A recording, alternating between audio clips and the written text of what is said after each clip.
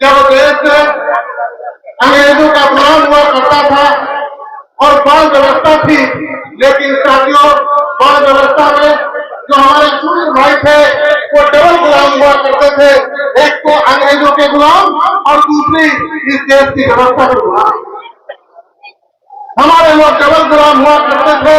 हमारे लोगों को ना तो पढ़ने लिखने का अधिकार था, न धन संग्रह करने का अधिकार था, यहाँ जाकर अपने खोटे हुए कुएं में पानी पीने का तक का अधिकार नहीं, यहाँ तक अपनी बनाई हुई चारपाई पर बैठने का अधिकार नहीं था। लेकिन साथियों जब परम पूज्य बाबा साहब डॉक्टर भीमराव अम्बेडकर साहब पढ़ लिख कर देश में आए, मैं अगर पीछे जाऊंगा, अगर बाबा साहब पर बोले तो मैं 8-10 घंटा बोल सकते, लेकिन आप सुबह से इधर बैठे, जब बाबा साहब पढ़ लिख कर आए, जब देश में आए और उन्होंने इस व्यवस्था को देखा और इस व्यवस्था को संघर्ष भी किए थे, इस व्यवस्था को उन्होंने झेला था। लेकिन साथियों उस समय अंग्रेज देश छोड़कर जा रहे थे, तो बाबा साहब ने अंग्रेजों से कहा कि आप तो इस देश को छोड़कर जा रहे हो, लेकिन हमारे लोगों का क्या होगा। मैं साथियों आपको बताना चाहता हूं, आपको ना तो कांग्रेस पार्टी ने दिया, न भारतीय जनता पार्टी ने दिया, अगर दिया है तो परम पूज्य बाबा साहब डॉक्टर भीमराव अम्बेडकर साहब ने। और साथियों इतना ही नहीं, अंग्रेजों से यह बात रखी कि हमारे लोगों का क्या होगा। अब अंग्रेजों के सामने यह समस्या थी कि हम कैसे जाने देश में वो क्या लोग हैं जिनको पढ़ने लिखने का अधिकार नहीं है, धन संग्रह करने का अधिकार नहीं है, अपनी बनाई हुई चारपाई पर बैठने का अधिकार नहीं है, यहाँ तक अपने खोजे हुए कुएं में पानी पीने का अधिकार नहीं है। तब अंग्रेजों ने एक कमेटी बनाई 1928 में। उस कमेटी का सदस्य परम पूज्य बाबा साहब डॉक्टर भीमराव अम्बेडकर साहब बने। साथियों समझने की बात है, हमारे यूथ के लोगों को समझने की बात है, हमारे यंग लोगों को समझने की जरूरत है। और उस कमेटी ने पूरे देश में भ्रमण किया, पूरे देश में भ्रमण किया।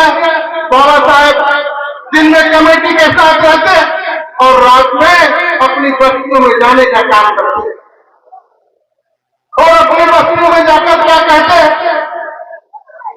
कि जब मैं कमेटी के साथ आए तो आप अपने को सूत्र बताने का काम करो। लेकिन साथियों उस समय पर भी ये भारतीय जनता पार्टी के लोग, कांग्रेस पार्टी के लोग, समाजवादी पार्टी के लोग हमारे लोगों को भड़काने का काम करते थे कि बाबा साहब आपको छोटी समाज का बनाना चाहते हैं, छोटी जाति का बनाना चाहते हैं।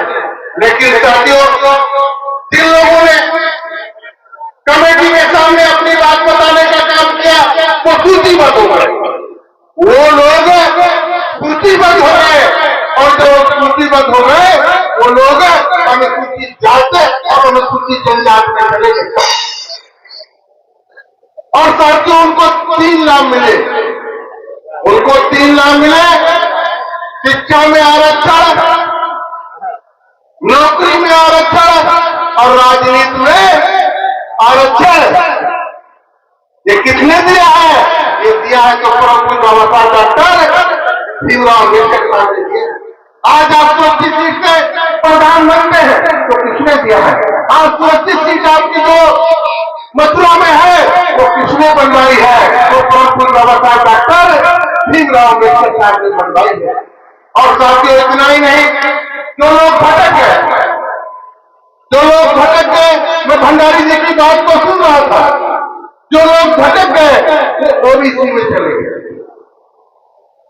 वो लोग ओबीसी में चले गए।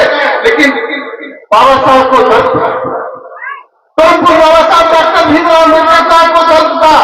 उन्होंने संविधान लिखकर रखते आर्टिकल 340 धारा 340 का प्रावधान किया कि ये देश की सरकारें,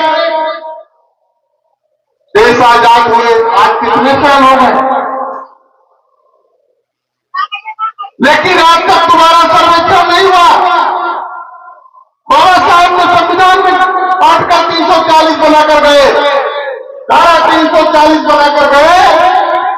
जब देश की सरकारें चाहे तो दोबारा सर्वेक्षण करा दे, लेकिन आज का सर्वेक्षण नहीं हुआ।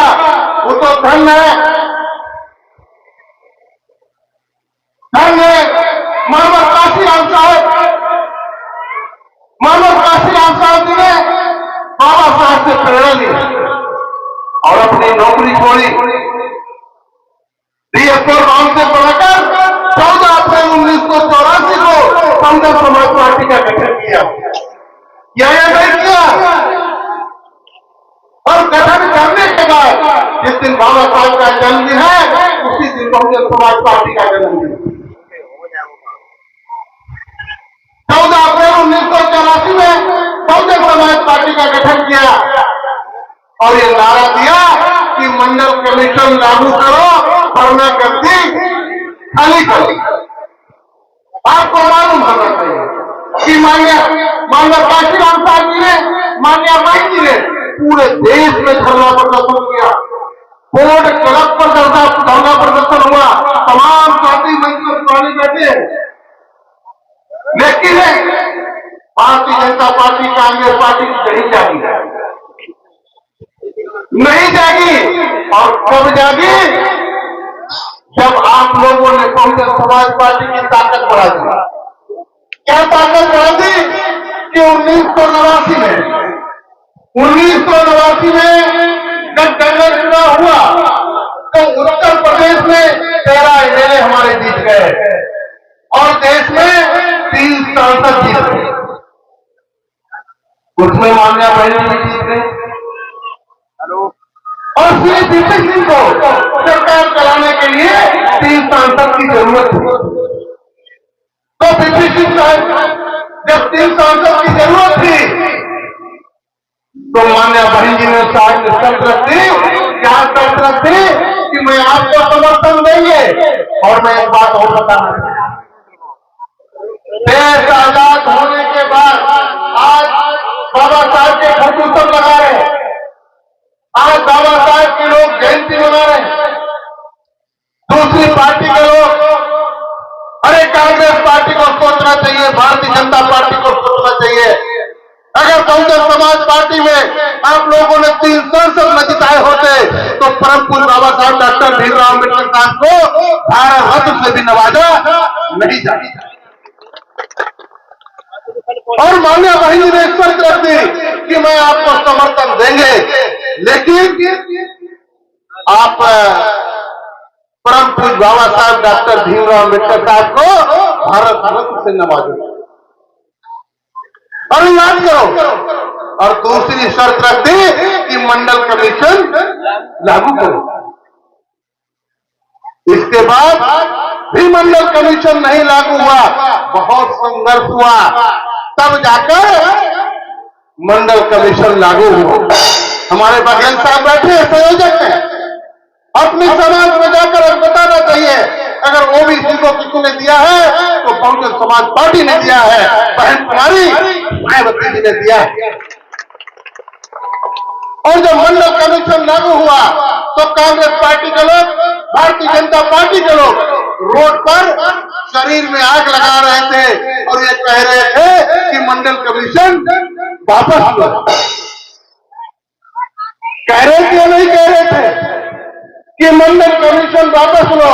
और साथियों, इतना ही नहीं, जहां तक समाजवादी पार्टी का चरित्र है, समाजवादी पार्टी के बारे में आप सबको बताना चाहता हूं, प्रमोशन में आरक्षण लागू करने का काम बहुजन समाज पार्टी के नेता जब मान्या बहन जी ने किया।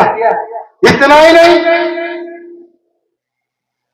नहीं, जो लेखपाल था वो कानून वो हो गया, जो कानून वो था वो नायब तहसीलदार हो गया, जो तहसीलदार था वो एसडीएम हो गया, जो सिपाही था वो दीवान हो गया, जो दीवान था वो दरोगा हो गया, जो दरोगा था वो इंस्पेक्टर हो गया। लेकिन साथियों, इस समाजवादी पार्टी को ये नहीं पता। समाजवादी पार्टी की जब सरकार बनती है तो आप लोगों ने देखा वो रिवर्ट कर दिए। और इतना ही नहीं, जब लोकसभा और राज्यसभा में बहस चल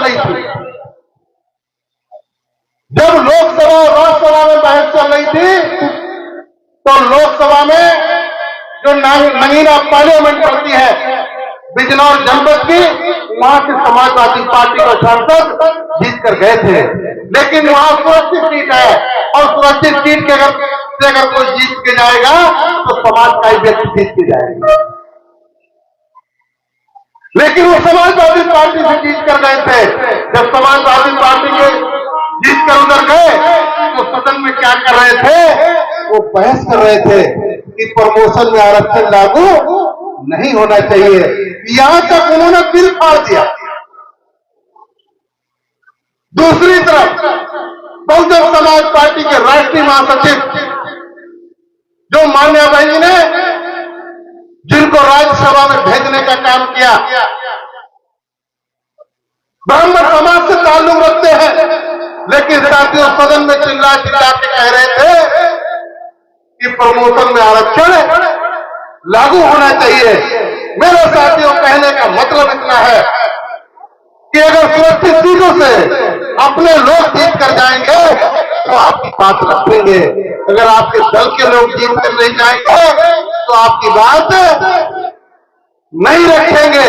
मेरा साथियों कहने का मतलब इतना है, जो हमारे गोल में, अगर हमारे गोल में हमारी बात रखता है, किसी समाज का व्यक्ति हो वो हमारा है। अगर हमारे समाज का ही व्यक्ति हमारी बात नहीं रखता है वो हमारा नहीं बनता। और साथियों इतना ही नहीं, परम पूज्य डॉक्टर भीमराव अम्बेडकर साहब ने वोट का अधिकार विषम परिस्थितियों में दिलाया और वोट की वैल्यू बराबर कर दी। क्या वैल्यू बराबर कर दी कि चाहे देश का प्रधानमंत्री वोट डालने जाए तो वो भी एक वोट डालेगा, चाहे देश का उद्योगपति वोट डालने जाए तो वो भी एक वोट डालेगा, चाहे हमारा टेम्पो चलाने वाला, रिक्शा चलाने वाला, खेत में काम करने वाला वोट डालने जाए तो वो भी एक वोट डालेगा। कोई तो वोट नहीं डाल सकता है। और साथियों आपको ये भी मालूम है कि एक वोट से प्रधान हार जाता है, एक वोट से प्रधान जीत जाते हैं, एक वोट से जिला पंचायत सदस्य जीत जाते हैं, एक वोट से हार जाते हैं, एक वोट से माननीय सांसद हार जाते हैं और एक वोट से माननीय सांसद जीत जाते हैं। तो वोट अमूल्य है, वोट अमूल्य है। वोट की कोई कीमत नहीं है, वोट की कीमत तोड़िया नहीं है, वोट की कीमत साड़ी नहीं है, वोट की कीमत पैसा नहीं है। वोट तो अमूल्य है। अगर आपने वोट अच्छी जगह दे दिया तो आपके बच्चों का भविष्य बन जाएगा। अगर लालच में चला गया तो भविष्य बिगड़ जाएगा। अरे जब आपने अच्छी जगह वोट दिया, आप लोगों ने सही सोच समझ के वोट दिया, तो परम पूज्य बाबा साहब डॉक्टर भीमराव अम्बेडकर साहब को जब आपने 3 सांसद जिताए तो बाबा साहब को भारत रत्न से नवाजा गया। उत्तर प्रदेश जो देश का सबसे बड़ा प्रदेश है, 4 बार सरकार आपने बनाई। एक बार 4.5 महीना की बनाई, दूसरी बार आपने 6 महीने की बनाई और तीसरी बार 15 महीना की बनाई और चौथी बार 5 साल की सरकार बनाई। लेकिन साथियों आप लोग याद करो, जब आपकी सरकार बनी तो प्रदेश में गुंडा या तो प्रदेश छोड़ के चले गए या प्रदेश के जेलों में चले गए और सर्वजन हिताय और सर्वजन सुखाय पे सरकार चलाई। अभियान चलाकर 5 लाख पूरा किया। आज दूसरे प्रदेशों में मैं जाता हूं, जब मैं दूसरे प्रदेशों में जाता हूं तो आज तक 5 लाख पूरा नहीं हुआ। क्या कहते हैं कि योग्य बच्चे नहीं मिले, पढ़े लिखे बच्चे नहीं मिले। अरे हमारे समाज में तो इतने पढ़े लिखे बच्चे हैं कि जो आपके पास भी नहीं होंगे। क्या कहते हैं कि योग्य बच्चे नहीं मिल रहे। और साथियों इतना ही नहीं, अभियान चलाकर 5 लाख पूरा किया और अभियान चलाकर पट्टों पर कब्जे कराए। और साथियों इतना ही नहीं, 2011 में क्यों ले आई मान्या बहन जी? 2011 में क्यों ले आई? क्या कि हमारे लोगों को नौकरी से भला नहीं हो पाएगा, तो जो नगर निगम के ठेके, पीडब्ल्यूडी के ठेके, जल निगम के ठेके, हर ठेके में 25% आरक्षण कर दिया था कि नहीं कर दिया था? 25% आरक्षण कर दिया। लेकिन क्या हुआ? जब 2012 में मेरी सरकार नहीं बनी, जब 2012 में मेरी सरकार नहीं बनी, तो समाजवादी पार्टी ने वो जियो वापस ले लिया। मैंने तो कहा एक दिन, समाजवादी पार्टी के लोग बड़े लंबी चौड़ी बातें मारते हैं, हमारे साथ टेबल पर बैठ जाए, हमारे साथ टेबल पर बैठ जाए। ये अपने परिवार के अलावा किसी के नहीं हो सकते, ये यादव समाज के भी नहीं हो सकते। मुसलमानों को क्या हो? तो साथियों में आज 14 अप्रैल है और आप लंबे समय से बैठे हैं, लंबे समय से बैठे हैं। जितने लोग मंच पर बैठे हैं, चाहे जितने लोग सामने बैठे हुए हैं, टिकट मांगना ही टारगेट नहीं होता है। मैं आपके सामने खड़ा हूं, कभी कोई चुनाव नहीं लड़ा, लेकिन 89 से मूवमेंट में काम करने लगे। जब 89 से मूवमेंट में काम करने लगे तो कोई पद बाकी नहीं रहा। मैं ओएसडी मुख्यमंत्री बन गया, मैं मिनिस्टर बन गया, और मान्या बहन जी ने मुझे एमएलसी भी बना दिया।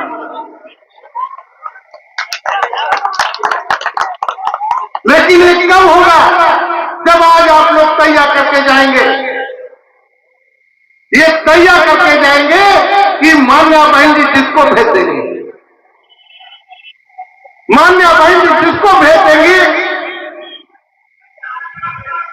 तो उसको हम जिताकर भेज देंगे। क्योंकि जब एमएलए बनेंगे, जब एमएलए बनेंगे, जब हमारे विधायक बनेंगे, तब हमारी सरकार बनेगी, और जब हमारी सरकार बनेगी तब हमारे नौजवान बच्चों का भला होगा। और जब तक सरकार नहीं बनेगी तब तक हमारे बच्चों का भला होने वाला नहीं है। आज मान्या बहन जी ने पूरे देश में संगठन खड़ा कर दिया है। आप देश के किसी भी कोने में चले जाओ, मैं भी उत्तराखंड का प्रभारी था, उत्तराखंड में अभी बहुत अच्छा रिजल्ट आया, नगर पालिका परिषद मेयर के चुनाव हुए। हर देश के हर प्रदेश में मान्या बहन जी ने वो अटूट मेहनत की है कि हर प्रदेश में आपका कार्यालय है, आपका प्रदेश कार्यालय है, आपका संगठन है। और मान्या बहन जी तो इतनी मेहनत करती है, मैं आपको क्या बताऊं, मान्या बहन जी किस समय किससे बात करें, और आज तक मैं ये नहीं जान पाया कि मान्या बहन जी रात में किस समय सोती है, मैं नहीं समझ पाया। और साथ आपको ये भी बताना चाहता हूं, 1986 में मान्या बहन जी के गले में थायराइड हो गई थी। 1996 नहीं, 1996 में मान्या बहन जी के गले में थायराइड हो गई थी, और थायराइड का ऑपरेशन होना था। उधर चुनाव था, उधर चुनाव था, तो डॉक्टरों ने कहा मैं ऑपरेशन तो कर देंगे, लेकिन आप ऑपरेशन के बाद बोलेंगे नहीं। मान्या बहन जी के गले का ऑपरेशन हुआ, लेकिन साथियों ऑपरेशन होने के बाद 96 में आप लोगों ने देखा हर जगह जाकर भाषण दिया। डॉक्टरों ने कहा तुम्हारी आवाज चली जाएगी, लेकिन मूवमेंट के हक में मान्या बहन जी बैठी नहीं। इतना ही नहीं, आपको मालूम होना चाहिए कि उत्तर प्रदेश में मान्या बहन जी ने बैठक बुलाई। आज लोग बहाने ढूंढ लेते हैं। उत्तर प्रदेश में भाई जी ने बैठक बुलाई और शाम को उनके भाई का देहांत हो जाता है। जब उनके भाई का देहांत हो जाता है तो मान्या बहन जी मिट्टी में नहीं जाती है और प्रदेश में बैठक करने का काम करती है। और साथियों, इतना ही नहीं, अभी 2024 के पार्लियामेंट के चुनाव में मान्या बहन जी के दोनों आंखों में मोतियाबिंद हो गया था। और जब मान्या बहन जी मंच पर आती थी तो उनको बैठे हुए कार्यकर्ता भी हल्के कम दिखते थे। कभी आपने देखा हो मान्या बहन जी कभी साइड कलर के पीने पर मंच पर नहीं चलते थे, लेकिन मान्या बहन जी ने एक मीटिंग नहीं छोड़ी। लास्ट मीटिंग गोरखपुर थी, लास्ट बैठक गोरखपुर में थी, गोरखपुर में भी था, पार्लियामेंट की लास्ट बैठक गोरखपुर में थी और गोरखपुर में मीटिंग की और फिर जाके दिल्ली में ऑपरेशन कराया। डॉक्टरों ने कहा कि एक आंख का ऑपरेशन करा लो, अगर दोनों को कराओगे तो दिक्कत कभी कभी हो जाती है।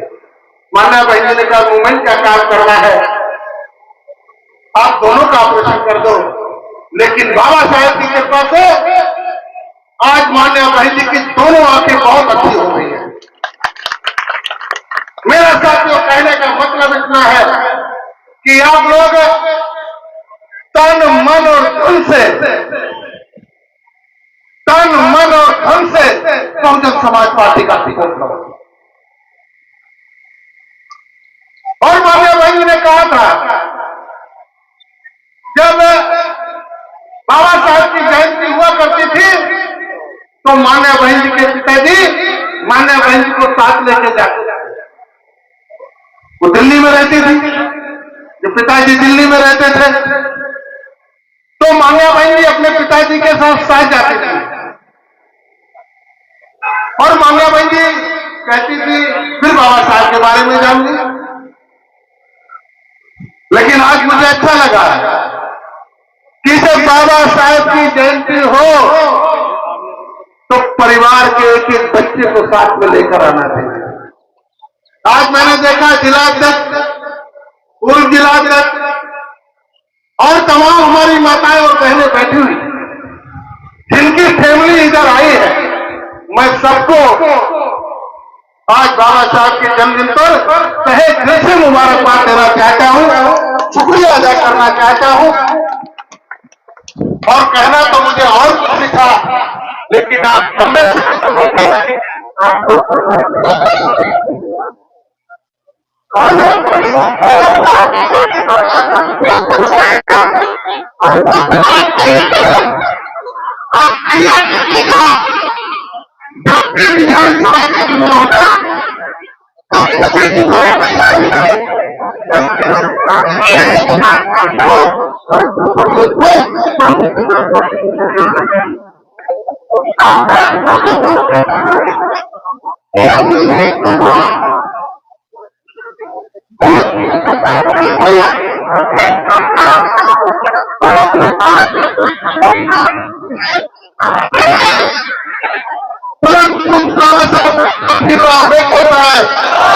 रहे बाबा साहेब, मानव काशीराम साहेब, मानव काशीराम साहेब, बहुजन समाज पार्टी, बहुजन समाज पार्टी।